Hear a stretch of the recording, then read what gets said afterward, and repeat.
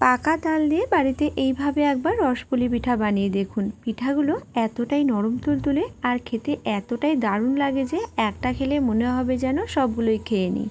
আর বানানো এতটাই সহজ, বলতে গেলে জলের মতো।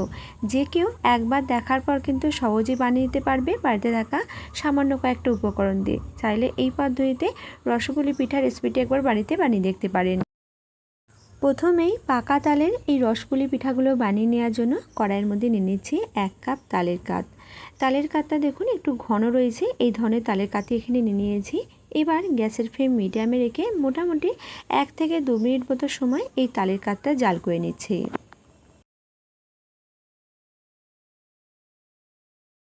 বেশ কিছুক্ষণ সময় এই তালের কাতটা নাড়াচাড়া করে অল্প একটু জাল করে নিয়েছি। তালের কাতটা দেখুন বন্ধুরা, আগের তুলনায় কিন্তু অনেকটাই ঘন হয়ে আসছে, সাথে অল্প একটু শুকনো শুকনো মতো হতে শুরু করেছে। এবার এর মধ্যে দিয়ে দিচ্ছি 1 কাপ দুধ। যতটা পরিমাণে তালের কাত নিয়ে নিয়েছিলাম ঠিক ততটা পরিমাণে কিন্তু এর মধ্যে দুধ নিয়ে নিচ্ছি। এবার এই দুধটা তালের কাতের সাথে খুব ভালোভাবে নাড়াচাড়া করে মিশিয়ে নিচ্ছি। তালের কাতের মধ্যে 1 কাপ দুধ দিয়ে নাড়াচাড়া করে মিশিয়ে নিয়েছি, কোনো রকম কিন্তু তালের দলা ভাব নেই। এবার গ্যাসের ফ্লেম লোতে করে দিচ্ছি আর এর মধ্যে দিয়ে দিচ্ছি 1 কাপ সুজি। সুজিটাও দেখুন বন্ধুরা, যতটা পরিমাণে দুধ এবং তালের কাত নিয়ে নিয়েছিলাম ঠিক ততটা পরিমাণে সুজি নিয়ে নিয়েছি। এবার গ্যাসের ফ্লেম লোতে রেখে অনবরত এই সুজিটা এই তালের কাতের মিশ্রণের মধ্যে মিশিয়ে নিচ্ছি। গ্যাসের ফ্লেম লোতে রেখে বেশ কিছুটা সময় এভাবে করে নাড়াচাড়া করে নিয়েছি। তারপর দেখুন বন্ধুরা, খুব সুন্দরভাবে কিন্তু একটা ডো তৈরি হয়ে গেছে। ডোটা কিন্তু খুব শক্তও নয় আবার নরমও নয়, এভাবে ডোটা তৈরি করে নিয়েছি। এবার এই ডোটা একটা থালার মধ্যে তুলে নিচ্ছি। থালার মধ্যে এই ডোটা নিয়ে নিয়েছি আর এই ডোটা এখন কিন্তু অনেকটাই গরম রয়েছে, তার জন্য এই থালাটা এক সাইডে রেখে দিচ্ছি যতক্ষণ না ডোটা অল্প একটু ঠান্ডা হয়ে আসছে। এবারে পিঠাগুলো তৈরি করে নেওয়ার জন্য একটা চিনির শিরা তৈরি করে নিচ্ছি। তার জন্য কড়াইয়ের মধ্যে 1 কাপ চিনির মধ্যে দিয়ে দিচ্ছি 1.5 কাপ মতো জল। এবারে চিনিটা জলের সাথে অনবরত নাড়াচাড়া করে মিশিয়ে নিয়েছি। চিনিটা গলে যাওয়ার পর এবার এখানে ফ্লেভারের জন্য দিয়ে দিচ্ছি 2টো এলাচ। এলাচ দুটো মুখটা একটু ফাটিয়ে নিয়েছি, এর মধ্যে দিয়ে দিলাম। এবার বেশ কিছুটা সময় এটা নাড়াচাড়া করে নেওয়ার পর এই চিনির শিরাটা যখন ফুটতে শুরু করেছে তখন গ্যাসের ফ্লেম মিডিয়ামে করে মোটামুটি 1 মিনিট মতো সময়ের জন্য চিনির শিরাটা ফুটিয়ে নিচ্ছি। গ্যাসের ফ্লেম মিডিয়ামে করে দিয়ে 1 মিনিট মতো সময় চিনির শিরাটা ফুটিয়ে নিয়েছি। চিনির শিরাটা অল্প একটু আঠালো চটচটে ভাব মতো রয়েছে, এইভাবে করে তৈরি করে নিয়েছি। এবার গ্যাসের ফ্লেম বন্ধ করে দিচ্ছি আর একটা ঢাকনা দিয়ে ঢেকে এই কড়াইটা এক সাইডে রেখে দিচ্ছি। এবার পিঠার পুর তৈরির জন্য এখানে নিয়ে নিয়েছি কোয়ানো নারকেল। এখানে মোটামুটি ওই 1.5 কাপ মতো কোয়ানো নারকেল নিয়ে নিয়েছি। এবার এর মধ্যে দিয়ে দিচ্ছি মিষ্টির জন্য 1/4 কাপ মতো চিনি। চিনির পরিমাণটা কিন্তু এখানে এর থেকে বেশি দেওয়ার কোনো প্রয়োজন নেই, 1/4 কাপ মতো চিনি এখানে কিন্তু যথেষ্ট। এবার এর মধ্যে দিয়ে দিচ্ছি 1/3 কাপ পাউডার দুধ। পাউডার দুধটা দিলে এই পুরটার মধ্যে কিন্তু টেস্টটা খুবই ভালো আসে। আর এখানে এই পিঠাগুলো বানানোর জন্য আমি কিন্তু কোনো রকম ছাই তৈরি করছি না, এভাবে করে কিন্তু পিঠার পুরটা তৈরি করে নিচ্ছি। তো দেখুন, দুটো উপকরণ দিয়ে খুব ভালোভাবে একসাথে মিশিয়ে নিয়েছি আর পুরটা এভাবে করে একবার তৈরি করে দেখবেন, খেতে কিন্তু দারুণ লাগে। এবার যে তালের ডোটা তৈরি করে রাখছিলাম, ডোটা অল্প একটু ঠান্ডা হয়ে যাওয়ার পর এটা কিন্তু একটু শক্ত মতো হয়ে আসছে আর এটা হালকা কুসুম গরম মতো রয়েছে। এবার এই ডোটা এভাবে করে চেপে চেপে খুব ভালোভাবে মেখে নিচ্ছি যাতে করে ডোয়ের মধ্যে কোনো রকম শক্ত বা দলা ভাব না থাকে। তালের এই ডো অল্প কিছুটা সময় এভাবে করে থেসে মেখে নিয়েছি, এর মধ্যে কিন্তু কোনো রকম শক্ত দলাভাব নেই। এবার এর মধ্যে দিয়ে দিচ্ছি 1 চামচ ময়দা, এর সাথে এর মধ্যে অল্প পরিমাণে লবণ দিয়ে দিচ্ছি আর সাথে হাফ চামচ মতো ঘি দিয়ে দিচ্ছি। আর ঘির পরিবর্তে কিন্তু এখানে আপনারা সাদা তেলও ব্যবহার করতে পারেন। আর এই ঘিটা দেওয়ার কারণে দেখবেন এই ডোটা কিন্তু অনেকটাই মসৃণ হয়ে যায়। তো সব উপকরণগুলো দেওয়ার পর এবার এই ডোয়ের সাথে চেপে চেপে খুব ভালোভাবে একবার থেসে মেখে নিচ্ছি। সব উপকরণগুলো একসাথে মিশিয়ে নিয়ে ডোটা থেসে মেখে নিয়েছি। ডোটা দেখুন অনেকটাই মসৃণ হয়ে গেছে। এবার এই ডো থেকে 3টে বড় সাইজের লেচি করে নিচ্ছি। সম সাইজ করে 3টে লেচি করে নিয়েছি। এবার এই লেচিগুলো গোল করে পাকিয়ে নিচ্ছি। ডোটা থেকে বড় সাইজ করে 3টে লেচি করে নেওয়ার পর লেচিগুলো গোল করে পাকিয়ে নিয়েছি। এবার চাকির চারপাশে তেল খুব ভালোভাবে লাগিয়ে নিয়ে এখান থেকে একটা লেচি নিয়ে হালকা করে চেপে চেপে একটু বড় করে বেলে নিচ্ছি।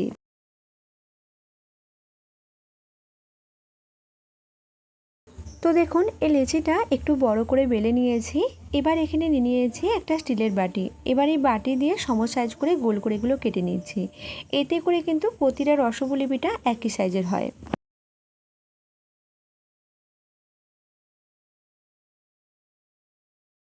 স্টিলের বাটি দিয়ে কয়েকটা এখান থেকে গোল শেপ করে কেটে নেওয়ার পর এবার এখান থেকে একটা তুলে দেখাচ্ছি। দেখুন বন্ধুরা, এটা কিন্তু মিডিয়াম মোটা রয়েছে, এভাবে করে তৈরি করে নিয়েছি। আর একইভাবে বাকি যে লেচিগুলো রয়েছে সবগুলো বেলে নিয়ে এখান থেকে গোল শেপ করে কেটে নিচ্ছি।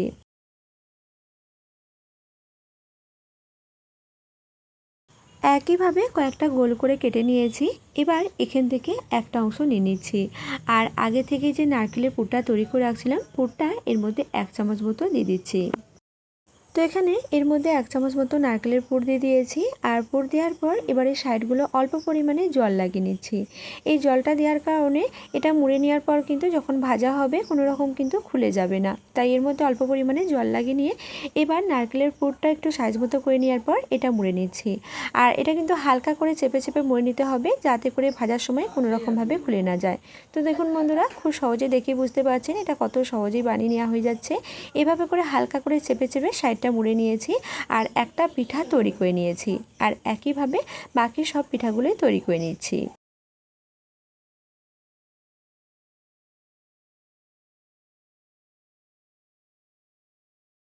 একইভাবে সব পিঠাগুলো তৈরি করে নিয়েছি।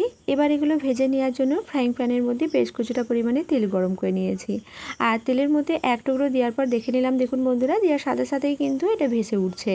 আর তেলটা কিন্তু মিডিয়াম হাই করে গরম করে নেওয়ার পর তারপর গ্যাসের ফ্লেম লো টু মিডিয়ামে করে দিয়েছি। আর একটা একটা করে বেশ কয়েকটা পিঠা এই তেলের মধ্যে দিয়ে দিচ্ছি।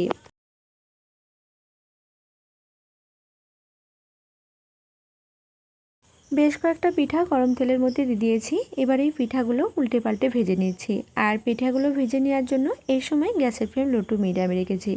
গ্যাসের ফ্লেম লো টু মিডিয়ামে রেখে এগুলো বেশ কিছুক্ষণ সময় উল্টে পাল্টে ভেজে নিচ্ছি, যতক্ষণ না এর মধ্যে খুব সুন্দর একটা ভাজা রং আসছে। বেশ কিছুক্ষণ সময় এই পিঠাগুলো উল্টে পাল্টে ভেজে নিয়েছি। পিঠাগুলোর মধ্যে দেখুন বন্ধুরা, খুব সুন্দর একটা লালচে খয়েরি কালার চলে আসছে। এবার এই পিঠাগুলো তেল থেকে ছেঁকে তুলে নিচ্ছি। আর তেলটা ঝরিয়ে নেওয়ার পর একটা পাত্রের মধ্যে তুলে নিচ্ছি। একইভাবে বাকি যে পিঠাগুলো ছিল সব পিঠাগুলো ভেজে নিয়ে তেলটা ঝরিয়ে নেওয়ার পর একটা পাত্রের মধ্যে তুলে নিয়েছি। এবার আগে থেকে যে চিনির শিরাটা তৈরি করে রাখছিলাম, চিনির শিরাটা কিন্তু এই সময় অল্প একটু ঠান্ডা হয়ে গিয়েছিলো, তার জন্য অল্প একটু গরম করে নিয়েছি। আর একটা একটা করে এই পিঠাগুলো চিনির শিরার মধ্যে দিয়ে দিচ্ছি। চিনির শিরার মধ্যে সব পিঠাগুলো দিয়ে দিয়েছি। এবার চামচ দিয়ে অল্প একটু নাড়াচাড়া করে নিয়ে এবার ঢাকনা দিয়ে ঢেকে মোটামুটি 10 মিনিট মতো সময়ের জন্য চিনির শিরার মধ্যে এই পিঠাগুলো ভিজিয়ে রেখে দিচ্ছি। মোটামুটি ওই 10 মিনিট মতো সময় চিনির শিরার মধ্যে পিঠাগুলো ভিজিয়ে রাখছিলাম। তারপরে পিঠাগুলো দেখাচ্ছি, দেখুন বন্ধুরা, পিঠাগুলো দেখতে কতটা লোভনীয় লাগছে। পাকা তালের এই রসপুলি পিঠাগুলো দেখতে যতটা লোভনীয় হয় তার থেকে খেতে কিন্তু দারুণ লাগে। পিঠা তো অনেকভাবেই বানিয়ে খেয়েছেন পাকা তাল দিয়ে, তবে এইভাবে একবার পিঠা বানিয়ে দেখুন। আর রস টানার পর এই পিঠাগুলো দেখেই বুঝতে পারছেন কতটা লোভনীয়, তেমনই কিন্তু নরম তুলতুলে। পাকা তালের এই পিঠা রেসিপিটি বাড়িতে যদি একবার বানান অবশ্যই কমেন্ট করে জানাতে ভুলবেন না এই রসপুলি পিঠা রেসিপিটি আপনাদের কেমন লাগলো। আজকের মতো ভিডিওটা এখানেই শেষ করছি। আপনারা অনেক অনেক সুস্থ থাকবেন, ভালো থাকবেন।